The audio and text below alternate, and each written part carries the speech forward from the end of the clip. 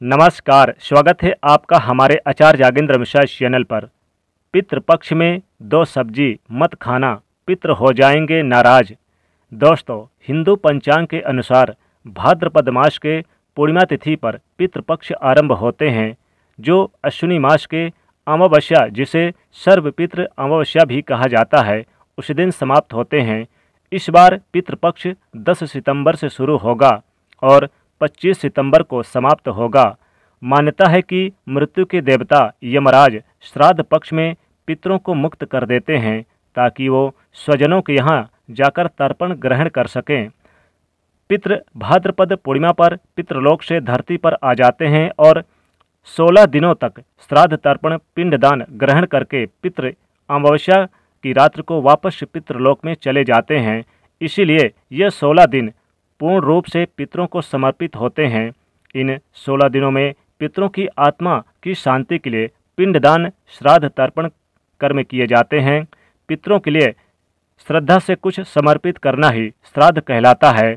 ये 16 दिन पितरों को प्रसन्न कर पितरों की कृपा प्राप्त करने के लिए बहुत ही खास माने जाते हैं। दोस्तों, जैसा कि आप सभी जानते हैं कि पितृपक्ष के दौरान कोई भी शुभ और मांगलिक कार्य नहीं किए जाते हैं। शास्त्रों में पितृपक्ष के कई नियम बताए गए हैं। अगर उन नियमों का पालन न किया जाए तो इससे पितृदोष लगता है, पितृदेव नाराज हो जाते हैं। पितृपक्ष के दौरान शुभ और मांगलिक कार्य न करने के साथ ही कुछ ऐसी चीज़ें भी होती हैं जिनका सेवन पितृपक्ष के दौरान भूलकर भी नहीं करना चाहिए। पितृपक्ष पितरों को समर्पित होते हैं, इसीलिए इस दौरान भोजन का विशेष महत्व होता है। इस दौरान पितरों के लिए भोजन निकाला जाता है, ब्राह्मण भोज कराया जाता है और पंचबलि भी दी जाती है। लेकिन शास्त्रों में कुछ ऐसी चीज़ों के बारे में बताया गया है जिन्हें पितृपक्ष के दौरान भूलकर भी नहीं खाना चाहिए।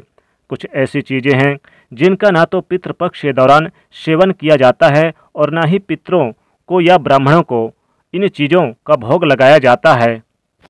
तो आइए दोस्तों, जानते हैं कौन ऐसी चीज़ है जिनका पितृपक्ष के दौरान भूलकर भी सेवन नहीं करना चाहिए। कौन सी ऐसी चीज़ें हैं जिनको पितृपक्ष के दौरान पितरों के या ब्राह्मणों के भोजन में भूलकर भी शामिल नहीं करना चाहिए, वरना दोष लगता है, पितृ नाराज हो जाते हैं। दोस्तों, आगे बढ़ने से पहले आपसे रिक्वेस्ट करते हैं कि वीडियो को लाइक ज़रूर कर दीजिएगा, दोस्तों के बीच शेयर कर दीजिएगा। यदि पहली बार आए हैं चैनल पर तो चैनल को सब्सक्राइब करके इस बेल आइकन को ज़रूर दबा दीजिएगा। दोस्तों, बड़े बुजुर्गों के द्वारा, ब्राह्मणों के द्वारा आपने अधिकतर यही सुना होगा कि पितृपक्ष के दौरान वही भोजन बनाएं, वही भोजन का पितरों को या ब्राह्मणों को भोग लगाएं जो पितरों को पसंद है, तभी पितरों की आत्मा को शांति मिलती है। लेकिन यही हम कुछ गलतियां कर बैठते हैं। अधिकतर घरों में अधिकतर लोगों के पूर्वजों को प्याज लहसुन पसंद होता है, तो जब वो भोजन बनाते हैं तो उसमें प्याज और लहसुन डालते हैं और पूर्वजों की पसंद के हिसाब से भोजन बनाकर ब्राह्मणों को वो भोजन करा देते हैं। या फिर जिनके पितरों को नॉनवेज पसंद होता है तो वो नॉनवेज लेकर किसी ज़रूरतमंद व्यक्ति को पितरों के नाम से दान कर देते हैं, जिससे उन्हें पितरों का आशीर्वाद प्राप्त हो। अगर आप भी ऐसा करते हैं तो भूलकर भी ऐसी गलती आगे से ना करें। शास्त्रों के अनुसार पितृपक्ष के दौरान प्याज लहसुन मीट और अंडे का सेवन भूलकर भी नहीं करना चाहिए और पितरों के भोजन में भी इन चीज़ों का इस्तेमाल भूलकर भी नहीं करना चाहिए। शास्त्रों के अनुसार भगवान विष्णु और माता लक्ष्मी जी को पितृदेव कहा गया है। पितरों का भोजन श्राद्ध तर्पण पिंडदान सबसे पहले भगवान विष्णु और माता लक्ष्मी जी ही स्वीकार करते हैं, उसके पश्चात ये पितरों को मिलता है। भगवान विष्णु और माता लक्ष्मी जी की पूजन में प्याज और लहसुन मीट और अंडे का इस्तेमाल करना वर्जित बताया गया है। अगर आप पितरों के भोजन में मीट अंडा प्याज लहसुन इन चीज़ों का इस्तेमाल करते हैं तो भगवान विष्णु और माता लक्ष्मी जी उसे स्वीकार नहीं करेंगे, और जब पितृदेव स्वीकार नहीं करेंगे तो हमारे पितृ भी यानी कि भोजन को स्वीकार नहीं करेंगे। इसलिए इस बात का हमेशा ध्यान रखें, श्राद्ध पक्ष के दौरान पितरों के निमित्त जो भोजन बनाए या ब्राह्मण को भोजन कराने के लिए जो भोजन बनाए वो बिना प्याज लहसुन और मीट अंडे का बनाएं, ना ही पितरों के नाम का ऐसा भोजन आप किसी जरूरतमंद व्यक्ति को दान दें या कराएं। श्राद्ध पक्ष के दौरान पितरों को जो भोजन बनाएं वो बिना प्याज लहसुन और मीट अंडे का होना चाहिए। और ध्यान रखें, पितृपक्ष के दौरान आप भी प्याज लहसुन और मीट अंडे का इस्तेमाल भूलकर भी ना करें। शराब का सेवन भी ना करें। पितृपक्ष के दौरान वासी भोजन ना करें। पितृपक्ष के दौरान ना तो बासी भोजन करना चाहिए और ना ही किसी को कराना चाहिए। कोई ज़रूरतमंद व्यक्ति आपके द्वार पर आए उसे भी बासी भोजन ना दें। शास्त्रों में बताया गया है कि पितृपक्ष के दौरान पितृ किसी भी रूप में द्वार पर आ जाते हैं और अगर ऐसे में आप पितरों को बासी भोजन दे देंगे तो इससे आपके ऊपर पितृदोष लगेगा।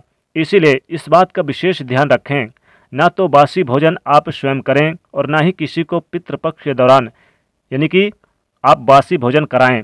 और साथ ही पितृपक्ष के दौरान चने का सेवन भी वर्जित होता है। यहाँ तक कि चने के सत्तू भी नहीं खाए जाते।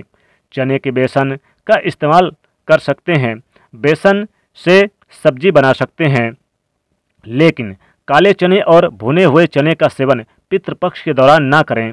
पितृपक्ष के दौरान चने के सत्तू के अलावा और भी किसी भी प्रकार के सत्तू का सेवन नहीं करना चाहिए। दोस्तों, पितृपक्ष में पितरों को भोजन बनाते समय भोजन में चावल दाल या रोटी ना बनाएं। पितरों के लिए सदैव पक्का भोजन जैसे कि पूड़ी कचौड़ी पराठे और खीर वगैरह इत्यादि बनाए जाते हैं। पितरों के भोजन में कच्चे चीज़ें चावल दाल और रोटी नहीं बनाई जाती। आप स्वयं भोजन में चावल दाल रोटी का सेवन कर सकते हैं, लेकिन पितरों का जो भोजन बनाए, ब्राह्मण को जो भोजन कराएं उसमें चावल दाल और रोटी ना बनाएं। पितरों को जो भोजन बनाया जाएगा उसमें आप मूंग और उड़द की दाल की कचौड़ी या बड़े वगैरह बना सकते हैं, लेकिन दाल ना बनाएं। दाल में पितृपक्ष के दौरान आप मसूर की दाल का सेवन ना करें। शास्त्रों में इसे वर्जित बताया गया है। मसूर की दाल के अलावा पितृपक्ष के दौरान काले नमक काले जीरे का सेवन भी नहीं करना चाहिए। और पितृपक्ष में मूली लौकी खीरा और सरसों का साग न तो खाया जाता और न ही खिलाया जाता। श्राद्ध पक्ष में इन चीज़ों को खाना और खिलाना दोनों ही वर्जित होता है। श्राद्ध पक्ष के दौरान पितरों के भोजन में नींबू नहीं डाला जाता। आप स्वयं नींबू का सेवन कर सकते हैं, लेकिन पितरों के भोजन में ब्राह्मण के भोजन में नींबू ना डालें। पितृपक्ष के दौरान कई तांत्रिक क्रियाएं भी की जाती है, इसीलिए इस दौरान दूध दही या फिर सफ़ेद खाद्य पदार्थ जैसे कि सफ़ेद रंग की मिठाई बर्फ़ी इत्यादि का सेवन नहीं करना चाहिए। पितृपक्ष के दौरान गाय के दूध के सेवन करने से बचना चाहिए, खास तौर पर वो गाय जिसने हाल ही में बच्चे को जन्म दिया हो। ऐसी गाय के दूध का सेवन भूलकर भी ना करें। पितृपक्ष के दौरान खीर अवश्य ही बनाई जाती है और खीर का पितरों को ब्राह्मणों को भोग लगाया जाता है। इसलिए आप पितृपक्ष के दौरान दूध से खीर बनाकर उसका भोग लगाकर प्रसाद के रूप में उसे ग्रहण कर सकते हैं और ब्राह्मणों को भी आप खीर जरूर परोसें और खिलाएं, भरपेट खिलाएं। इससे पितृ काफ़ी प्रसन्न हो जाते हैं। लेकिन खाली दूध का सेवन ना करें, यानी दूध का सेवन ना करें। पितृपक्ष के दौरान कढ़ी बनाना और खाना भी वर्जित होता है, इस बात का विशेष ध्यान रखें। पितृपक्ष के दौरान कुम्हड़ा की सब्जी का सेवन ना करें और जो पत्ता वाली गोभी होती है बंद गोभी, उसका भी इस्तेमाल ना करें। यानी कि दो सब्जी भूलकर भी आप ना बनाएं, एक कुम्हड़ा और दूसरी पत्ता वाली गोभी। दोस्तों, ध्यान रखें, पितृपक्ष के दौरान जो भी भोजन बनाएं उस भोजन में आप तिल अवश्य डालें।